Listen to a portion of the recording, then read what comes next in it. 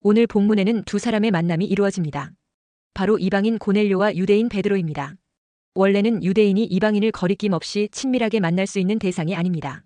그런데 하나님의 세밀한 간섭으로 모든 장애를 뛰어넘어서 유대인과 이방인이 만나게 되었습니다. 이것은 곧 복음 장애의 가장 걸림돌이 될 수 있었던 예루살렘 교회의 지도자들의 고정관념을 바꾸는 계기가 된 만남이요, 이방인들에게 본격적으로 복음을 전하는 계기가 된 만남입니다. 어떤 면에서 인생은 만남의 연속이라고 할 수 있습니다. 부모와의 만남, 학교 친구들과의 만남, 배우자와의 만남 등이 있습니다. 이 만남 중에는 인상적이고 유익했던 만남이 있는가 하면 반면에 기억하고 싶지 않은 만남, 차라리 안 만났으면 좋았을 것 같은 생각이 드는 만남도 있습니다. 그런데 성도들에게 가장 귀한 만남은 바로 예수님과의 만남입니다. 이 만남이 없었더라면 우리는 아직도 구원받지 못한 자로 남아있을 것입니다. 우리는 예수님과의 만남을 계기로 주 안에서 다른 지체들과 더불어 교제를 나누게 되었습니다. 오늘 본문에서 베드로와 고넬료의 만남을 통하여 그들의 인격이 나타납니다. 고넬료는 베드로를 만나기 위해 본문 24절에 그의 친척과 가까운 친구들을 모아 기다리더니 했습니다. 고넬료가 베드로를 초청하기 위해 보낸 사람들과 가죽 기술자 시몬의 집에서 하루를 머문 베드로는 욥바 사람 두어 사람과 함께 가이사랴로 갔습니다. 이때 고넬료는 베드로가 올 것을 확신하였기에 친척과 가까운 친구들을 불러 모았습니다. 그는 베드로를 개인적으로 만나 하나님의 말씀을 듣는 것으로 만족하지 않았습니다. 자기가 아는 가족과 이웃 사람들을 불러 함께 은혜를 나누기 원하였던 것입니다. 그리고 베드로를 영접하여 베드로가 전하는 말씀을 듣고 모두가 성령이 충만하게 되는 은혜와 함께 방언도 하고 하나님을 찬양하게 되었습니다. 그들 모두가 예수님을 믿고 구원받게 되었습니다. 2000년 전 고대 사회에서는 가장이나 리더의 영향력은 절대적이었습니다. 사업가 루디아는 사도 바울을 통해 사도행전 16장 15절에 그와 그 집이 다 세례를 받고 했습니다. 사도행전 16장 34절에 빌립보의 간수도 그와 온 집안이 하나님을 믿음으로 크게 기뻐하니라 했습니다. 리더십의 위치에 있는 자가 그 영향력을 발휘하여 영혼 구원에 관심을 가지게 된다면 다른 이들보다 더 많은 전도의 열매를 거둘 수 있습니다. 예수님을 개인의 구주로 영접하는 것은 생과 사의 문제입니다. 그렇기에 우리가 타인과 이웃의 구원에도 관심을 가지는 것은 당연합니다. 그리고 또 베드로는 어떻습니까? 고넬료가 환상 중에 천사를 통하여 만나보라고 하던 베드로, 말로만 듣던 그 베드로가 자기의 집안에 들어오자 고넬료는 감격하여 베드로의 발 앞에 엎드려 절합니다. 그때 베드로가 어떻게 행동합니까? 나도 사람이라 하면서 고넬료를 일으켜 세웁니다. 자기 앞에 엎드린 고넬료를 보면서 자기는 당연히 이런 대접을 받아야 한다는 식으로 거들먹거리지 않았습니다. 베드로는 누구나가 인정하는 초대 교회의 지도자입니다. 그가 성령에 충만하여 설교할 때 수많은 사람들이 예수님을 믿게 되었습니다. 공회에 잡혀가서도 담대하게 복음을 전하였습니다. 성전 미문에 앉아있던 나면서부터 앉은뱅이 된 자도 일으켜 세웠습니다. 그러자 베드로가 지나갈 때에 심지어 그 그림자만 덮여도 좋겠다고 사람들이 생각할 정도로 능력 많은 사도였습니다. 그는 중풍 병자 애니아를 낫게 하고 죽은 도르가를 살렸습니다. 그러나 베드로는 자기가 한 많은 일들이나 예루살렘 교회에서 그가 차지하고 있는 위치에도 불구하고 하나님께 가야 할 영광을 자기가 가로채려 하지 않았습니다. 그는 또한 권위적인 자세로 고넬료에게 말하지 않았습니다. 빌립보서 2장 8절에 자기를 낮추시고 죽기까지 복종하셨으니 곧 십자가의 죽으심이라는 말씀처럼 예수님의 수제자답게 은혜를 충만히 체험한 후 베드로는 겸손했습니다. 영적인 권위는 인위적으로 생기지 않습니다. 나를 알아달라고 한다고 해서 생기는 것이 아닙니다. 세상에서는 지배하는 자가 높임을 받고 섬기는 것은 낮은 자의 할 일이지만 예수님은 다른 사람을 섬기는 것이 더 가치 있는 행동이라고 말했습니다. 그리고 그것을 스스로 본을 보였습니다. 베드로전서 5장 3절에 맡은 자들에게 주장하는 자세를 하지 말고 양무리의 본이 되라 했습니다. 예수님은 모든 양무리의 목자장이시지만 굳이 여러 목자들을 세우셔서 그들로 하여금 양들을 키우게 하십니다. 목자는 설교만 할 뿐 아니라 자기가 설교한 내용대로 삶으로 본을 보여야 합니다. 그럴 때 목자와 양무리 간의 상호 신뢰감이 조성되고 더불어 하는 신앙생활을 하게 됩니다. 지도자라면 누구든지 베드로처럼 나도 사람이라 하는 겸손한 모습 가져야 합니다. 실수도 있고 부족한 것도 많지만 하나님이 불러주셨으니 주의 이름으로 감당한다는 겸손한 모습이 있어야 하는 것입니다. 이렇게 나보다 다른 사람을 더 낮게 여기는 자세가 겸손하게 섬기는 종의 모습입니다. 이렇게 예수님을 본을 따라 자신을 낮추며 섬기는 종의 모습으로 나아가는 자에게 하나님은 성령으로 함께해 주십니다. 그것이 바로 하나님의 임재인 것입니다. 그리고 이 세상에서 하나님의 임재처럼 귀한 것은 없을 것입니다. 그래서 시편 84편 10절에 주의 궁정에서의 한 날이 다른 곳에서의 첫날보다 나은즉 악인의 장막에 사는 것보다 내 하나님의 성전 문지기로 있는 것이 좋사오니 했습니다. 주의 전에 있는 것이 왕궁의 첫날보다 낫다고 하니 얼마나 하나님의 임재가 복된 것입니까? 우리가 예수 그리스도를 구주로 믿는 것이 확실하고 하나님을 경외함에 그리 부족함이 없는 것 같은데 하나님의 함께 하심을 경험하지 못할 때가 있습니다. 그때는 나의 문제가 어디에 있는지 무엇에 막혔는지 발견할 수 있도록 하나님께 도우심을 간구해야 합니다. 그렇게 해서 막힌 부분을 깨닫고 풀기만 하면 정확하게 성령께서 우리에게 충만하게 임하시는 것입니다. 우리에게 일어나는 중요한 막힘 중에 하나가 바로 율법의 장애입니다. 오늘 본문 말씀에서도 고넬료가 베드로를 만나서 예수님의 복음을 듣고 성령을 받기까지 얼마나 어려운 과정을 겪었는지를 잘 보여주고 있습니다. 그토록 하나님을 사랑하며 경외하는 고넬료였건만 그가 베드로를 만나 제대로 된 은혜를 받기까지는 그 앞에 율법이라는 큰 장벽이 가로놓여 있었습니다. 그러나 하나님께서 율법의 메인 베드로의 고정관념을 깨뜨리자 비로소 고넬료를 만나게 되었던 것입니다. 이처럼 율법의 장애를 극복하지 못하면 하나님의 성령의 풍성한 은혜를 누리는 것도 불가능한 것입니다. 첫째, 하나님의 임재를 경험하는 것을 방해하는 율법의 장애에는 무엇이 있을까요? 하나님의 임재를 경험하지 못하게 방해하는 것 중에는 율법주의가 있습니다. 그 첫째가 정죄의 장애입니다. 나는 죄인이라고 하는 마음속의 정죄의식이 은혜 받는 것을 얼마나 막는지 모릅니다. 우리 안에 죄의식이 있는 한 우리 심령이 콱 막혀 답답해하다가 죽어 하나님의 은혜의 보좌 앞에 나아갈 수 없게 되는 것입니다. 이 죄의식이 있는 마음속 깊은 곳에 있는 한 그나마 있는 은혜마저 바삭 말라버리게 됩니다. 내 안에 자리 잡은 정죄의식은 평안도 없고 기쁨도 없고 사막과 같이 죽음의 그늘만이 존재합니다. 문제는 이미 회개를 했는데도 정죄의식이 마음속 깊이 뿌리 박혀 있다는 것입니다. 무엇이 이렇게 만듭니까? 그것은 바로 율법이 그렇게 만듭니다. 너는 죄인이다. 너는 죽을 수밖에 없는 자이다. 너는 심판받을 수밖에 없다. 너는 하나님의 자녀라고도 할 자격이 없다고 율법이 끊임없이 확인시켜줍니다. 물론 모두가 죄인인 것은 사실입니다. 왜냐하면 로마서 3장 10절에 기록된 바 의인은 없나니 하나도 없으며 했기 때문입니다. 그러나 좀 더 알아야 할 것이 있습니다. 그것은 예수 믿는 성도가 여전히 죄 가운데 넘어질 수 있지만 예수님의 보혈의 공로로 모두 속죄함 받아 성결과 거룩을 회복할 수 있다는 것입니다. 그래서 누가 생명나무에 나아가며 천국성에 들어가느냐? 계시록 22장 14절에 날마다 자기 두루마기를 빠는 자들이라 했습니다. 우리가 또 범죄하여 넘어지는 것으로 인해 낙심이 되지만 그럼에도 우리 주 예수님의 대속의 피를 뿌리며 그 이름으로 회개하고 기도하면 다시 깨끗하게 되어 하나님과의 관계가 회복되는 것입니다. 한번 믿음으로 의롭다 하심을 얻은 것도 중요하지만 생활 속에서 범하는 크고 작은 허물과 죄를 예수님의 피로 씻는 것은 더 중요합니다. 그래야 하나님과 좋은 화평의 관계가 유지되는 것입니다.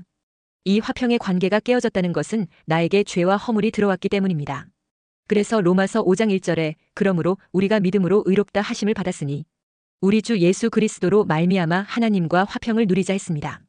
그러므로 구원받은 성도는 율법의 정죄 안에 있지 말고 용서의 은혜가 있는 그리스도 예수 안에 있어야 합니다.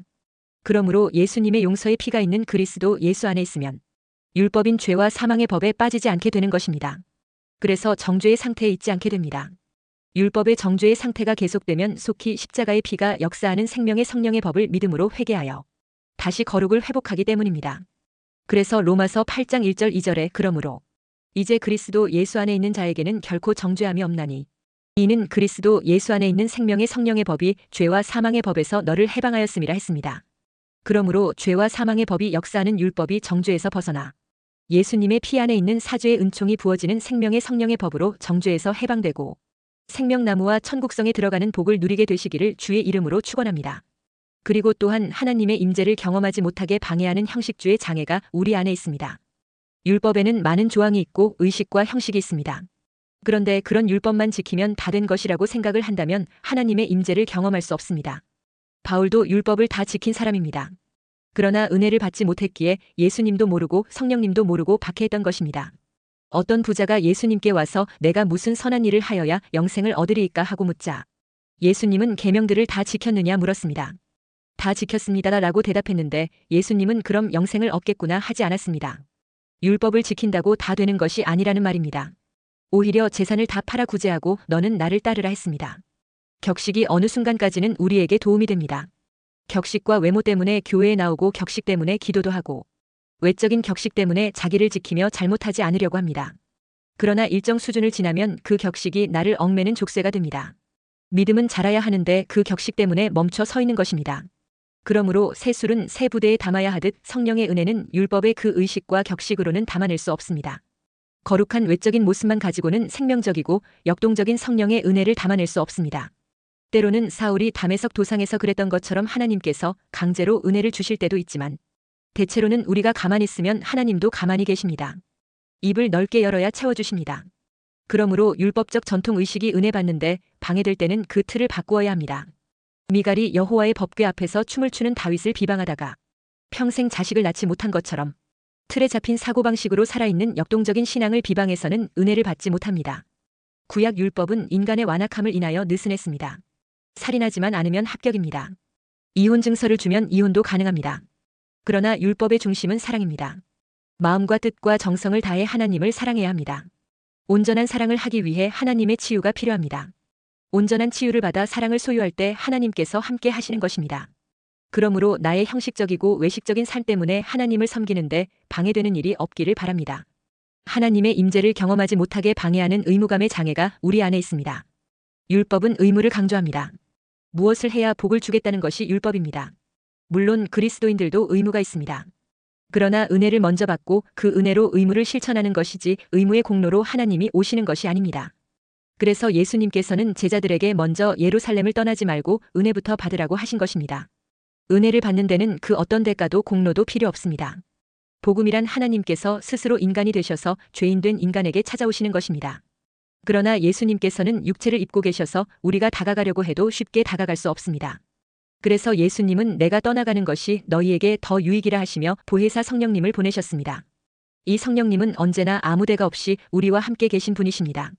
성령님이 눈에 익지 않아도 함께 계신다고 믿고 상상하시면서 생활하시기 바랍니다. 항상 그분을 의식하고 사시기 바랍니다. 요한복음 14장 17절에 그는 진리의 영이라 세상은 능히 그를 받지 못하나니 이는 그를 보지도 못하고 알지도 못함이라. 그러나 너희는 그를 아나니 그는 너희와 함께 거하시며 또 너희 속에 계시겠음이라 했습니다. 예수 믿는 사람은 아버지와 아들과 성령님이 함께하는 사람입니다. 나는 아무 대가가 없는데 하나님의 은혜로 예수님 믿음으로 성령님께서 함께 하시는 것입니다. 그러므로 내 안에 성령께서 함께 계심을 믿어야 합니다.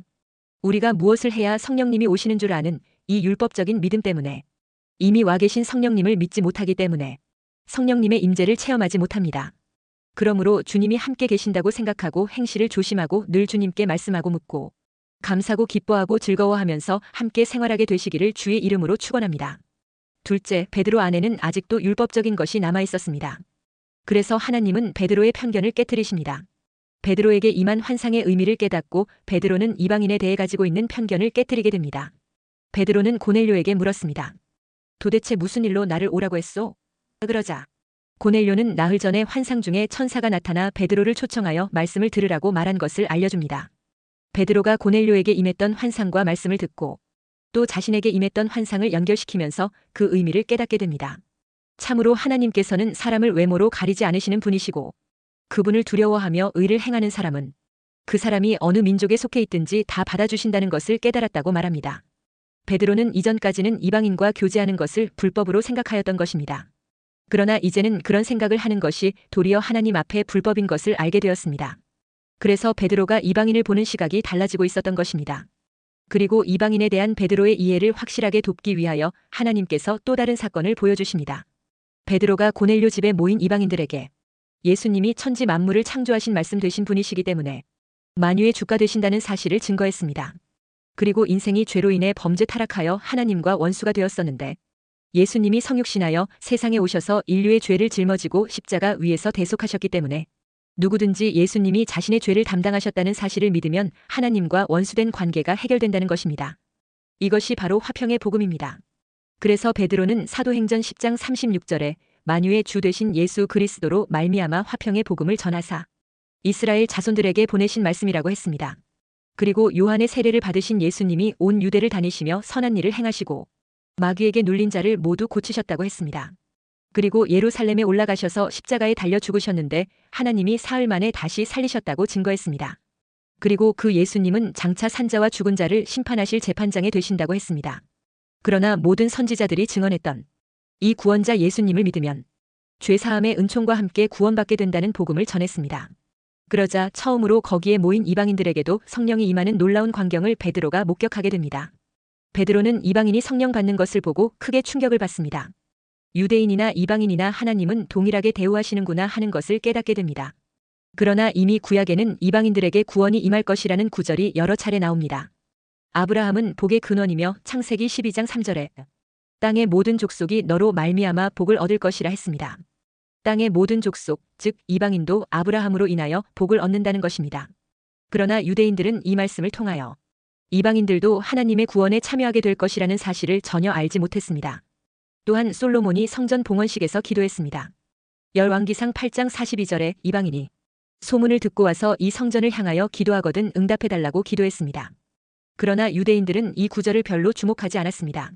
그래서 성전에 이방인들이 나와서 기도할 수 있는 이방인의 뜰에 장사아치들이 차지하게 만든 유대인들을 보고 예수님은 분노하셨습니다.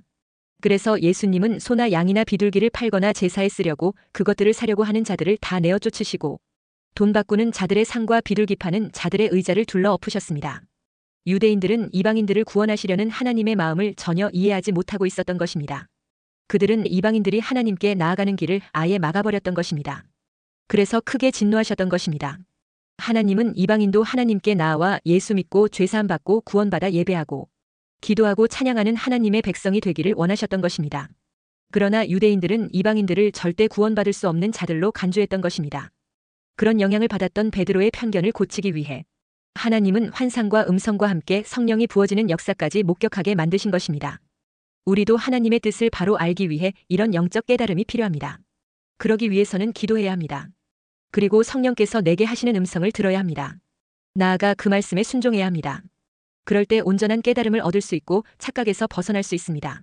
셋째, 이방인인 고넬료 가족과 이웃들이 구원하는 복음의 말씀을 듣고자 모였습니다. 그러자 하나님께서는 크게 기뻐하시고 성령을 물 붓듯이 부어주셨던 것입니다. 하나님은 이방인 중에 예비된 자인 고넬료를 준비하여 베드로와 유대인들의 이방인에 대한 편견을 불식시켰습니다. 그리고는 소외시켰던 이방인들에게 본격적으로 복음을 전파하도록 하셨던 것입니다. 하나님은 이방인 중에서도 하나님을 사모하는 자를 예비시키시는 분이십니다. 사도행전 10장 2절에 그가 경건하여 온 집안과 더불어 하나님을 경외하며 백성을 많이 구제하고 하나님께 항상 기도하더니 했습니다. 유대인들만 하나님을 경외하고 사모하고 기도하는 것이 아닙니다. 하나님은 이방인 중에서도 신실한 자를 세우시는 분이십니다. 이런 것은 유대인들에게 생소한 사실이었습니다. 그만큼 그들은 하나님의 뜻을 제대로 파악하지 못하는 자들이었던 것입니다. 그저 자기들 중심으로 하나님을 알았던 것입니다. 유대인들의 편견과는 달리 하나님은 땅의 모든 족속이 구원받기를 바라시는 하나님이셨던 것입니다. 그래서 하나님은 이방인들 중에서 하나님의 말씀과 은혜 앞에 겸손하게 엎드리는 자들을 세우시는 분이십니다. 25, 26절에 마침 베드로가 들어올 때에 고넬료가 맞아 발 앞에 엎드려 절하니 베드로가 일으켜 이르되 일어서라 나도 사람이라 하고 했습니다. 하나님은 하나님께 겸손한 사람을 통해 하나님의 일을 이루십니다. 고넬료는 점령군의 지휘관입니다. 베드로는 피식민지의 영적인 지도자입니다. 고넬료는 그의 자존감보다 은혜 받기를 소원하는 마음이 훨씬 컸습니다. 계급장이 은혜 받는데 장애물이 되면 떼어낼 수 있는 용기를 가진 사람을 하나님은 기뻐하십니다. 하나님 앞에서 은혜 받는 것은 단순할 때 받습니다. 야고보서 4장 7절에 그런즉 너희는 하나님께 복종할지어다. 마귀를 대적하라 그리하면 너희를 피하리라 했습니다. 교만과 겸손을 오해해선 안 됩니다. 우리 자신이 자신의 삶을 주장하는 것이 교만이고 오로지 주님의 방식을 주장하는 것은 겸손입니다. 끝까지 자신의 방식을 고집할 것이 아니라 하나님의 방식과 하나님의 방법을 주장하며 따라야 합니다. 또한 하나님은 유대인이든 이방인이든 하나님의 은혜를 나누기 원하는 사람을 통해 하나님은 일하십니다. 24절에 이튿날 가이사랴에 들어가니 고넬료가 그의 친척과 가까운 친구들을 모아 기다리더니 했습니다. 하나님의 은혜와 복음을 독점하려는 것이 아니라 다른 사람들에게 나누기를 소원하는 사람에게 하나님 은혜의 손길이 임합니다. 우리가 얼마나 주님을 사랑하느냐는 우리가 얼마나 이웃을 사랑하느냐를 보면 알 수 있습니다. 정말로 하나님이 계시고 하나님이 우리에게 구원과 은혜를 베푸신다면 그것을 우리는 독점할 수 없습니다. 우리에게 주신 복은 확대 재생산되어야 합니다. 우리 자신에게 주신 은혜를 가족들에게 친지들에게 알려줘야 합니다. 하나님은 지금도 하나님을 사모하고 그 앞에서 겸손하게 하나님의 생명의 법을 확산시키려는 자를 통해 일하십니다. 고넬료처럼 하나님을 늘 사모하며 겸손하게 하나님의 축복과 은혜를 널리 알리고자 하는 사람이 되어 이 마지막 때에 귀하게 쓰임받게 되시기를 주의 이름으로 축원합니다.